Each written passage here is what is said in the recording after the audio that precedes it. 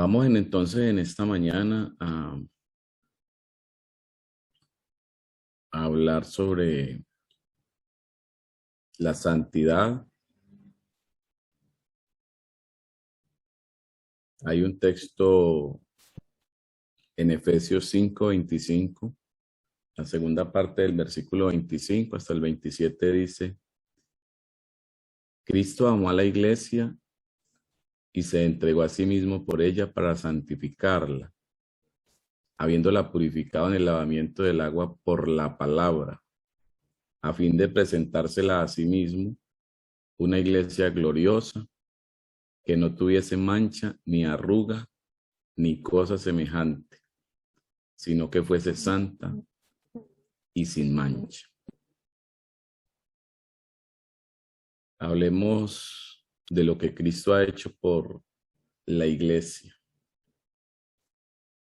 Y esta podemos llamarla, dentro de los cánones de doctrinas, esta es la doctrina de la santificación. Es bueno que como hombres de oración, mujeres de oración, se entienda esta parte. Porque la doctrina de la santificación tiene que ver con el caminar diario del cristiano aquí en la tierra. Y hablar de eso es muy importante porque el hombre ha sido imposibilitado para las relaciones. Para tener una comprensión de esa doctrina, pues tenemos que recordar que el hombre fue creado.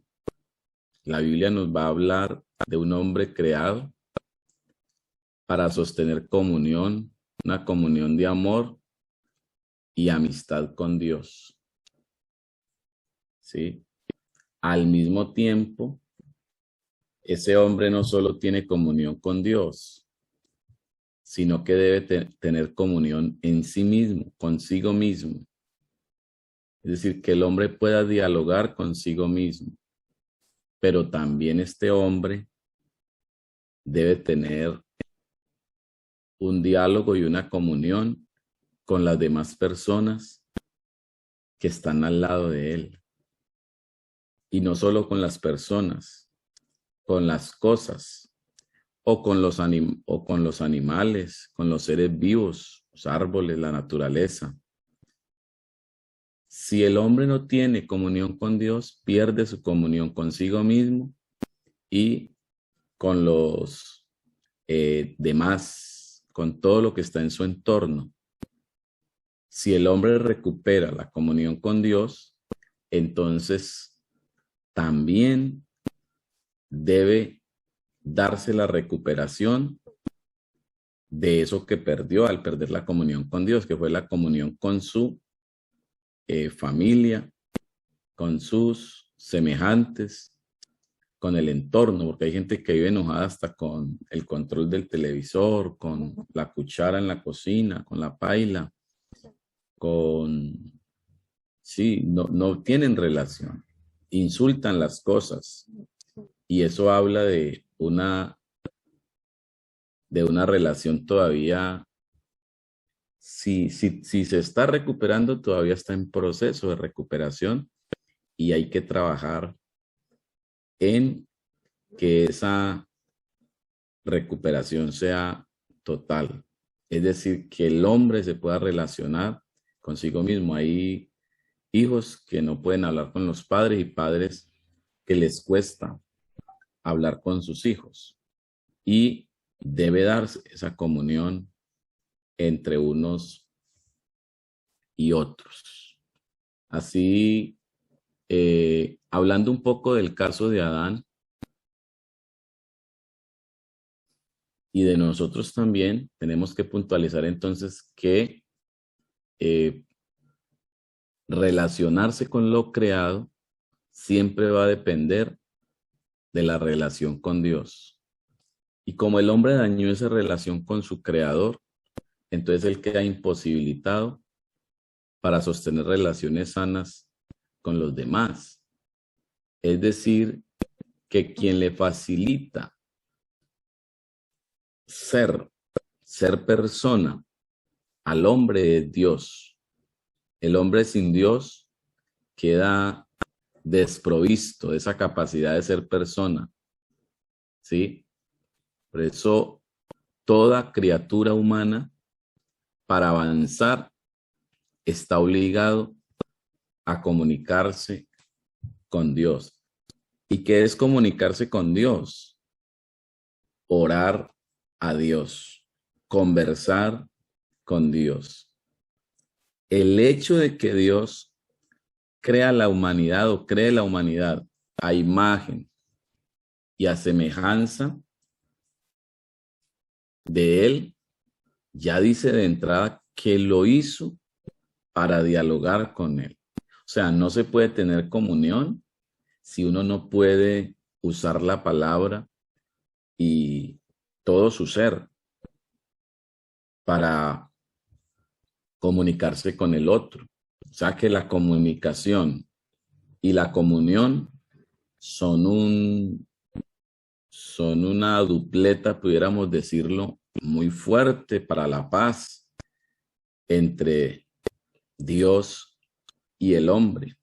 Es decir, hermanos, que si vamos al principio de la creación, tenemos que decir que fuimos creados, o si nos ponemos a pensar en el primer hombre, que ese primer hombre fue creado para orar.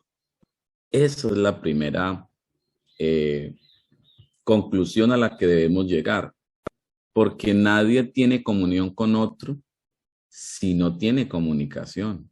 Si la comunicación queda cerrada como lo había hecho el pecado, lo hizo el pecado en nosotros, que nos dejó sin comunicación con Dios, al menos de nuestra parte, ¿sí?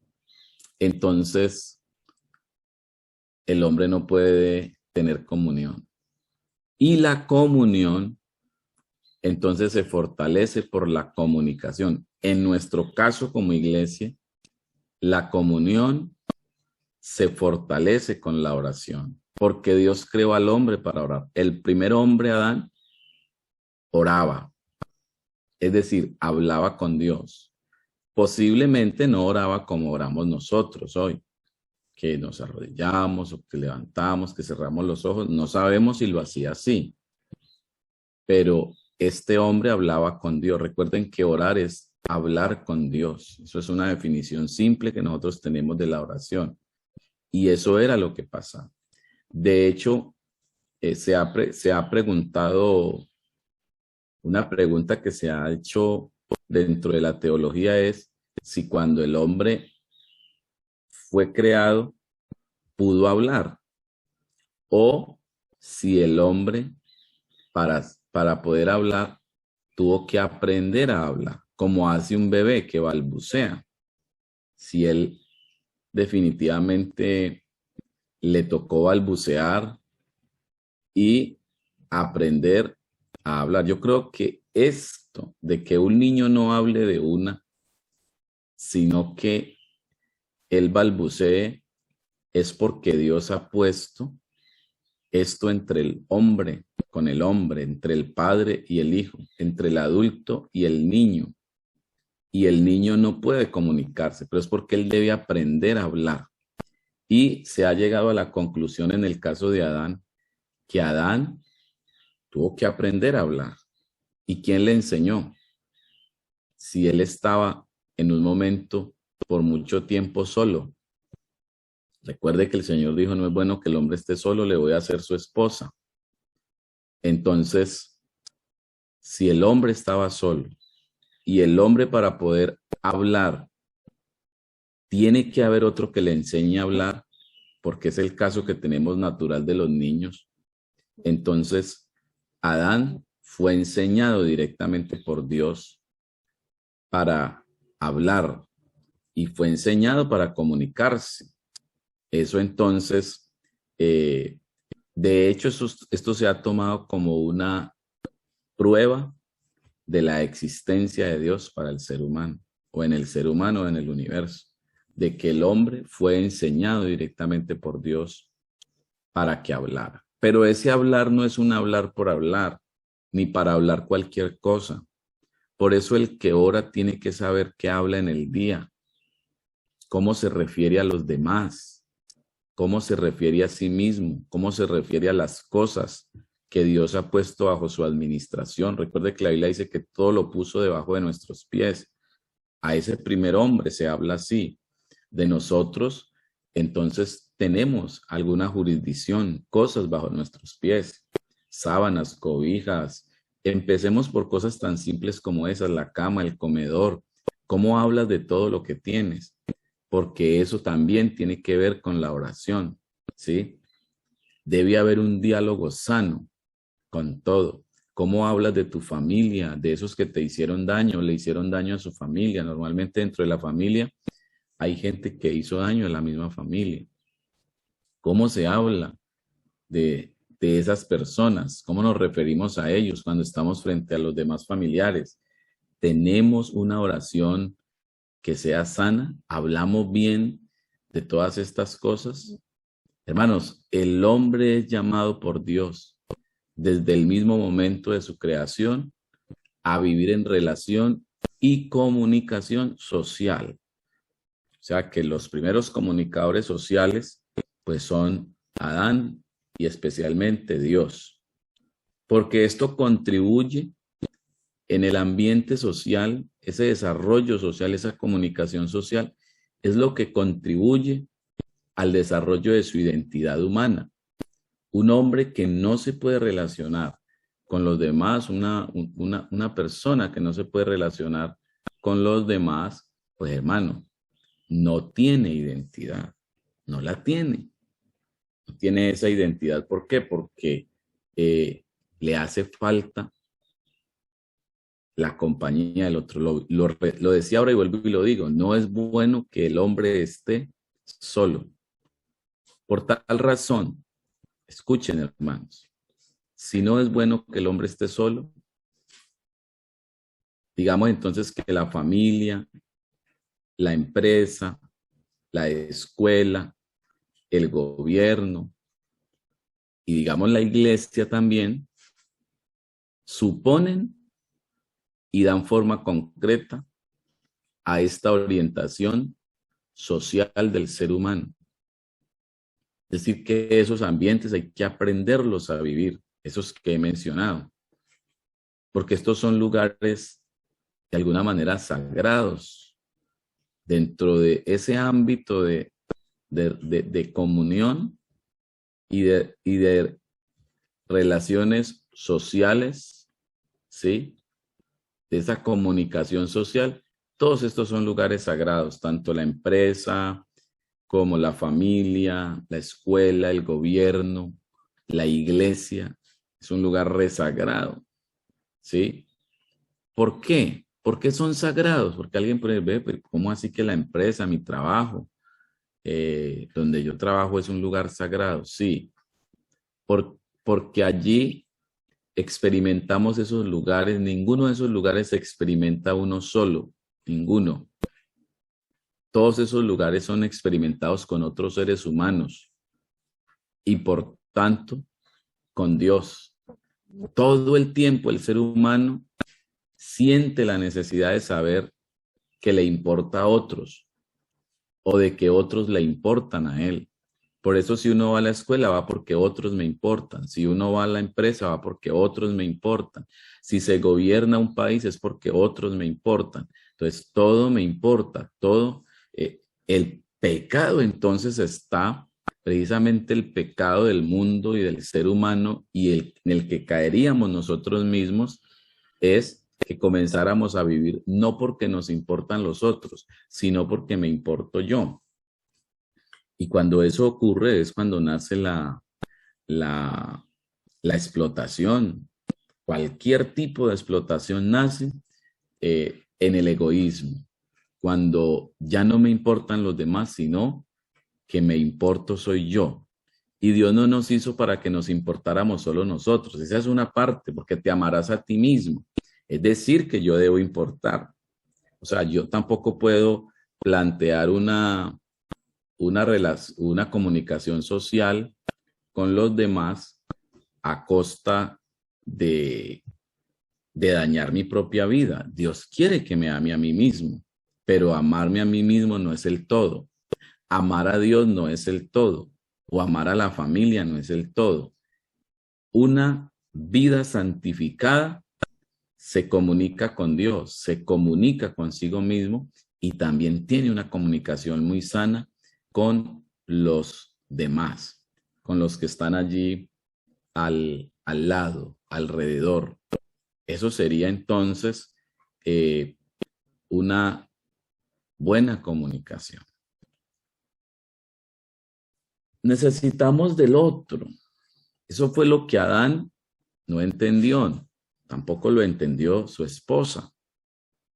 Ellos creyeron que la podían hacer sin Dios. Y hay la necesidad de un otro para la realización de nuestra vida. Génesis 1:27, que habla sobre la creación de la humanidad a imagen y a semejanza de Dios, revela que este hombre mencionado en singular, ¿sí?, es una pluralidad. ¿Sí? Cuando dice hagamos al hombre, ¿sí? ¿Sí? Hagamos al hombre, verso 26 y el verso 27. Hagamos al hombre. Ese hombre que aparece ahí en singular, en el hebreo es Adam, con M al final, Adam. Y Adam, ese Adam del Génesis 1:27 no es el varón, el macho, sino que es la humanidad. Y por eso hablamos de que ahí hay una pluralidad, un hombre y una mujer. El Adam, la humanidad, no está compuesta de un macho.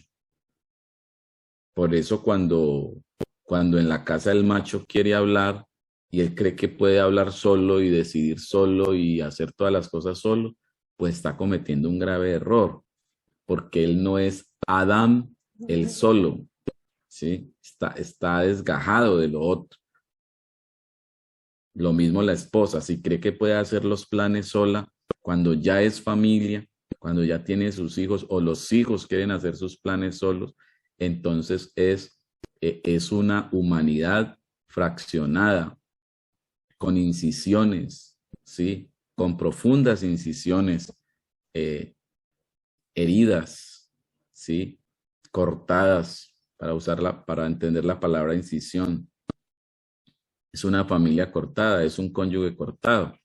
Lo mismo el creyente que pretende vivir su vida cristiana sin ir a la iglesia, sin tener nada que ver con el pastor, sin tener nada que ver con las complejidades de la iglesia, porque le chocan los problemas de la iglesia, le chocan las situaciones que hay en la iglesia, no le gustan. Él se cree tan santo que no quiere que ver con esas complejidades y entonces prefiere retirarse, casi que volverse un ermitaño.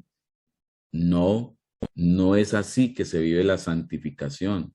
La santificación se crece en santificación cuando vivo con el otro. Si de verdad he conocido a Dios, los lugares los debo disfrutar, los que ya mencionamos.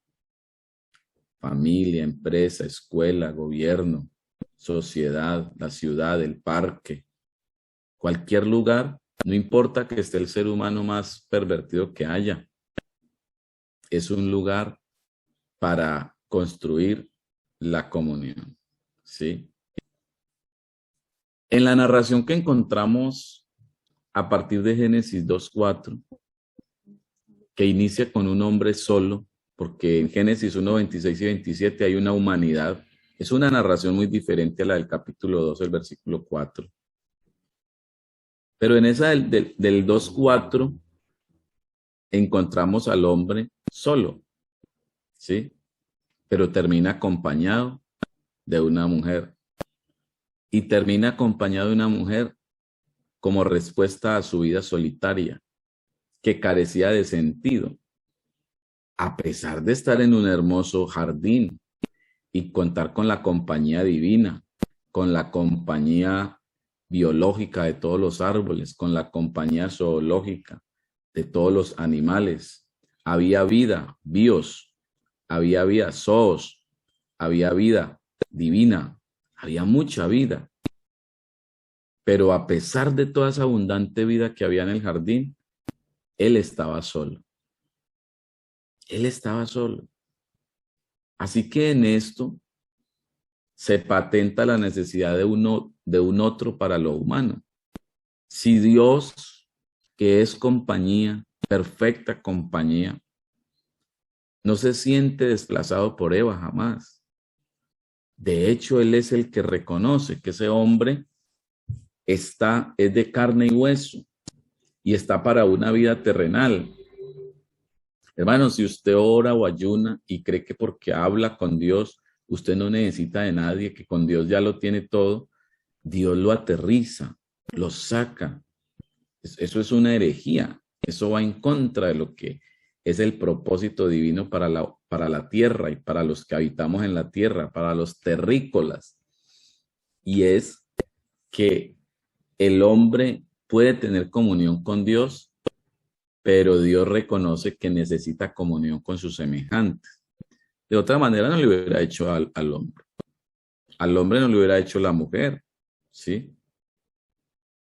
Se necesita de un otro humano.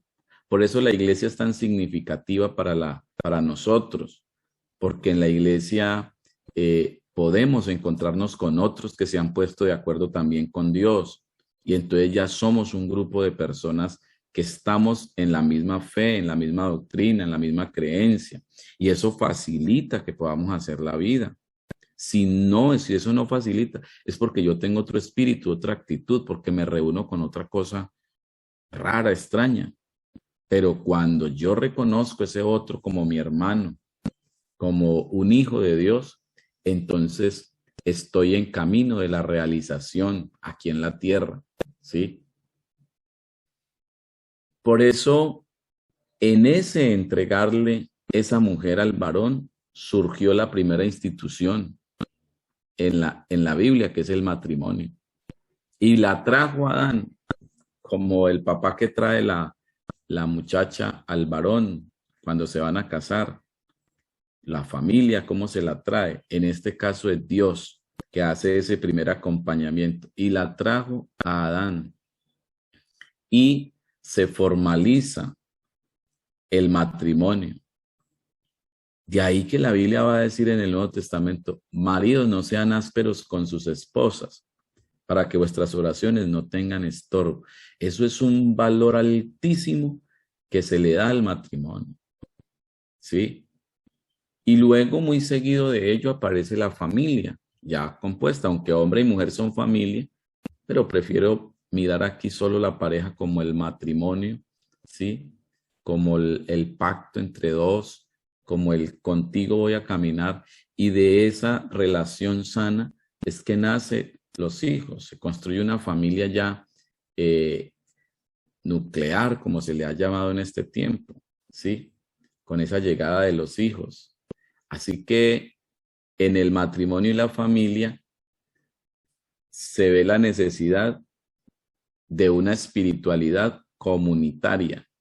Ya no podemos desplazar, o sea, Adán, no, la vida humana, la compañía del otro, no desplaza a Dios, no reemplaza a Dios, como tampoco Dios reemplaza la compañía humana. Si fuese así, que Dios reemplazara la compañía humana, pues no hubiese hecho a la primera mujer. Pero el hecho de que él pueda Dios mismo hacer el examen y decir, el hombre está solo. Pero uno pudiera preguntarle, ¿cómo así que solo, Señor? Y usted no está pues ahí. Usted está ahí, Señor. El hombre está solo, él necesita otro de carne y hueso. Y ahí como el escritor Eclesiastés va a decir, hay del solo, hay del solo. ¿Sí? Por eso la intercesión y este grupo a esta hora de la mañana cobra mucho sentido, es de mucho valor. ¿Por qué? Porque me encuentro con el otro. ¿Por qué la oración es tan importante en grupo? Porque es gente colocándose de acuerdo y de hecho Jesús lo dijo, es gente viviendo la misma fe, viviendo la misma comunión, teniendo el mismo sentir, por el mundo, por las misiones, por los que recién llegan a la iglesia, por los hijos de otros, por los ministros que pastorean, por los compañeros de la misma congregación. Es gente viviendo en comunidad, luchando y doliéndose por lo que le pasa al otro. Eso entonces es ser grupo, eso es ser grupo de oración, eso es ser grupo de intercesión, donde estoy muy consciente de lo que estoy haciendo con, con el otro, que me estoy emparentando, entendiéndolo como en la comunión, ¿sí? Me estoy uniendo al otro, ¿sí? Para para vivir en comunión delante del Señor, ¿sí? Se vive la espiritualidad con otros. La iglesia no es una persona. Es pecado creerse iglesia uno solo.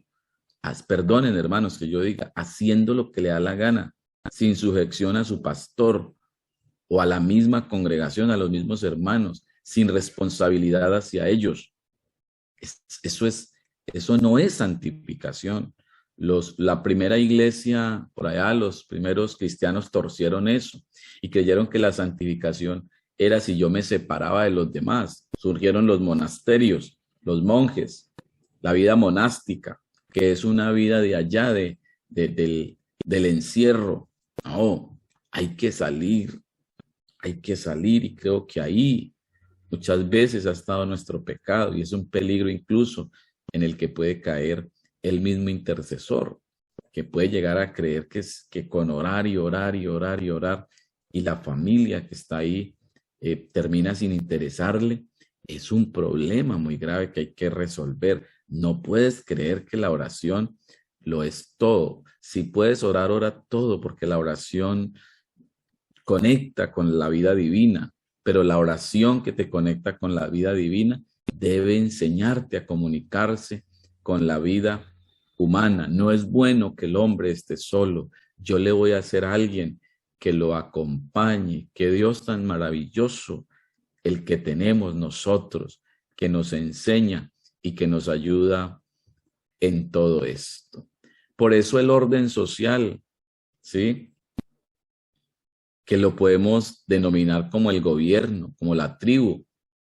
Sí, allá en ese tiempo era la tribu. Aquí hablamos hoy del gobierno, pero hablamos de un orden social. Esas reglamentaciones que tiene el orden social para la conservación de la vida y las relaciones, también en eso se manifiesta lo divino.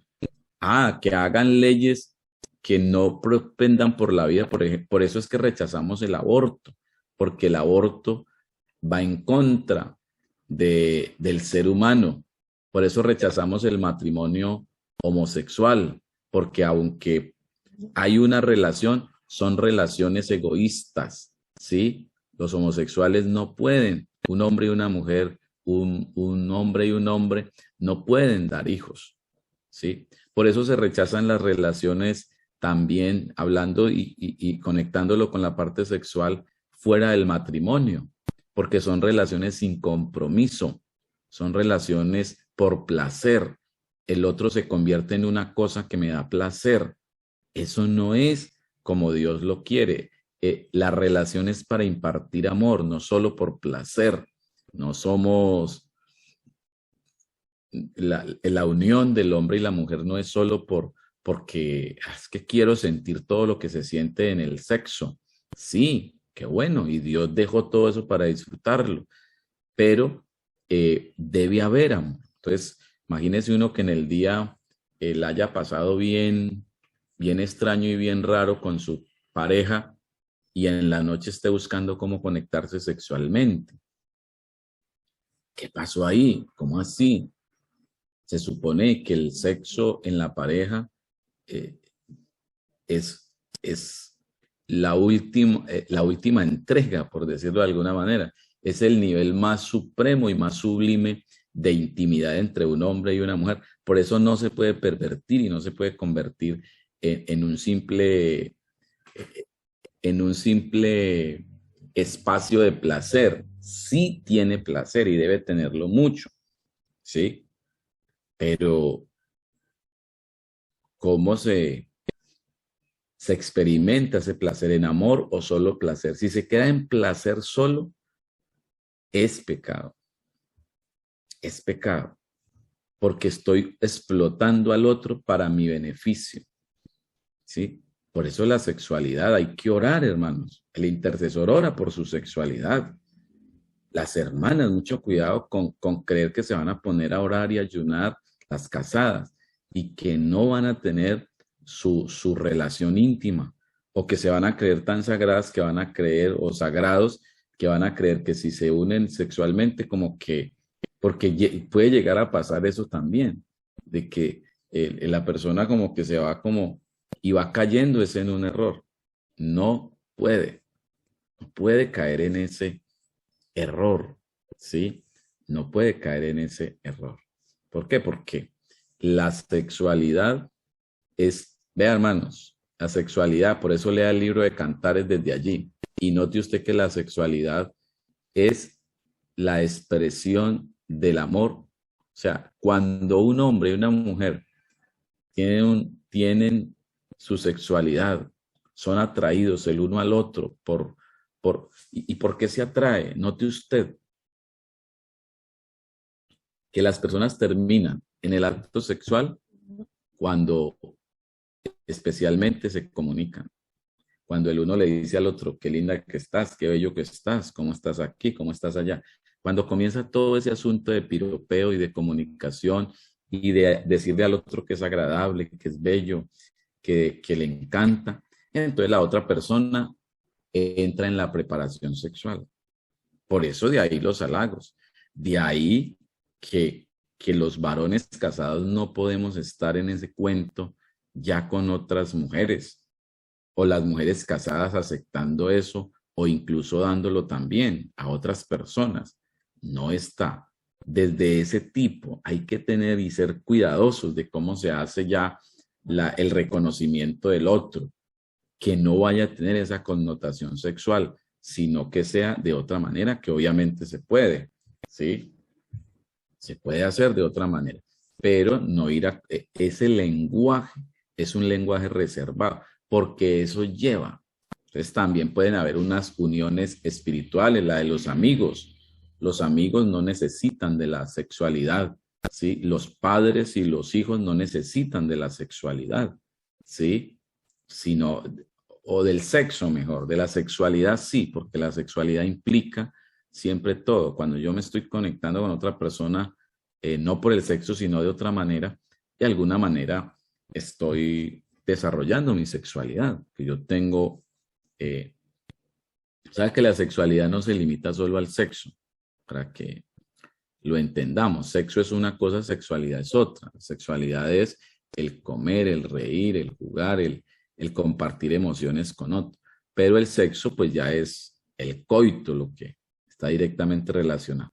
Y eso tiene que vivirlo el intercesor bien, la intercesora bien, con su esposo, con su esposa. Bueno, no sé quiénes aquí, hoy tenemos un grupo reducido, no sé quiénes realmente estén casados. No es que también el soltero tenga, entonces está obligado a casarse, pero la Biblia va a hablar de eso también, ¿sí? De ese asunto. Estamos hablando de que la primera institución que aparece es el, el matrimonio, de allí la familia, y esto llega incluso al orden social, al gobierno de la tribu, a las reglamentaciones, ¿sí?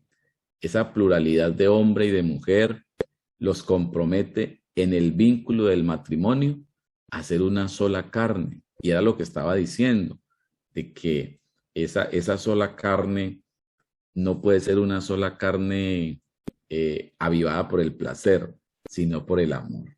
¿Cuándo sé que amo al otro? Porque debemos saber qué es el amor realmente, ¿sí? Porque a veces creemos que el amor es un sentimiento, es una atracción. Puede ser que haga parte de ello, pero el amor es más que alguien me guste. Se enamoró, Se habla del enamoramiento como alguien que se conectó, que le gustó esa otra persona por su forma de ser, por su cuerpo. De hecho, los novios y todo esto, los que entran en matrimonio al otro, debe gustarle la persona que ve en su cuerpo mismo. Si no le gusta su cuerpo y no que lo que le gusta es solo su voz porque canta muy bonito, pues eso no tiene. Ahí eso va careciendo ya de una verdadera conexión y de una verdadera comunicación. Entonces debe gustarle la persona, ¿sí? Debe, eh, en todo el sentido de la palabra. Pero para ser una sola carne, necesitan desarrollar todo a plenitud y reconocer que no hemos sido creados para la soledad, sino para la relación, para la interacción, para la ayuda mutua. Otra vez, no hemos sido creados para la soledad, sino para la relación, para la interacción, para la ayuda mutua. ¿Notan ustedes todo esto, hermanos? Orar es comunicarnos. Por eso interceder. ¿Saben qué se convierte el interceder? El interceder es pedir que la comunión con otros, porque parece que hay algo cortado allí. Y Dios está diciendo, no, esta persona no, porque no. Dios entra en disciplina y el intercesor viene a decirle, como muy amigo de Dios, viene a decirle, Señor, ayúdelo a él. Y noten ustedes que la intercesión, para poder hacer intercesión, la persona tiene que ser amiga y tiene que ser amigo de los dos y tiene que procurar la nueva conexión del uno con el otro. Ese es el intercesor, un mediador. Sí, es un embajador. Los embajadores hacen ese trabajo de mediar entre dos partes y es un hombre de paz, es un hombre de paz. Así que hermanos, con esto les planteo ya para terminar que el ser humano ha sido creado con una vocación de servicio. En eso termina prácticamente todo lo que vengo diciendo. Servir al otro, amar al otro. ¿Cómo sé que yo amo al otro? Porque me intereso por él, porque le sirvo, porque no estoy buscando que me sirva. Esos matrimonios donde el alegato es porque el otro no me dio el jugo, porque el otro no me abrió la puerta, porque el otro no me hizo, porque el otro es, claro, está equivocada, está trocada. No debo enojarme porque el otro no me hizo, debo estar pendiente de en qué momento le hago al otro, porque es así como arranca. Entonces, esas relaciones donde cualquiera que sea, de amigos, de pastor iglesia, de esposos, de hijo, papá, lo que sea, donde no hay un interés por servirle al otro, sino porque el otro me sirva a mí y yo aparecer como un señor ante él, entonces eso es una relación que no es la que Dios ha diseñado para el mundo, ¿sí? La verdadera relación y de hecho el llamado de Dios a nosotros es a vivir sirviéndole al otro, ¿sí? Es tanto eso así que el Señor en su divina providencia,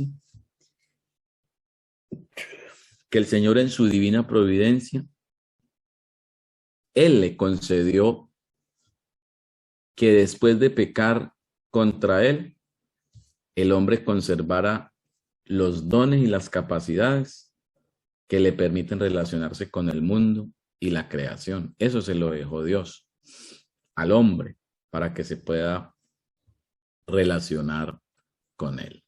Amados hermanos, espero nuevamente seguirles enseñando sobre lo que es la santificación. Esto hace parte de la doctrina de la santificación, ¿sí? Y está conectado con la oración.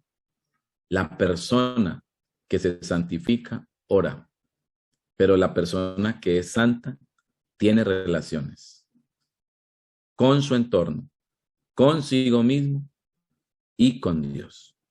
Si no tiene relaciones con su entorno y con los demás, jamás se puede probar que esa persona tiene relación con Dios. Esto casi que se convierte en algo científico. El efecto de que de verdad tengo relación con Dios es que me puedo comunicar con los que están a mi lado. aún con los más ogros. Porque uno puede, no, pero es que ese no se presta. Precisamente porque tienes comunión con Dios, es que tienes la capacidad de hacer una comunicación con el otro. Con sus errores y con todas sus complejidades, lo puedes hacer. Si no tienes comunión y andas, ¿sí? La Biblia dice, pero si tenemos comunión los unos con los otros, la sangre de Jesucristo su Hijo nos limpia de todo pecado. ¿Nota la santificación ahí?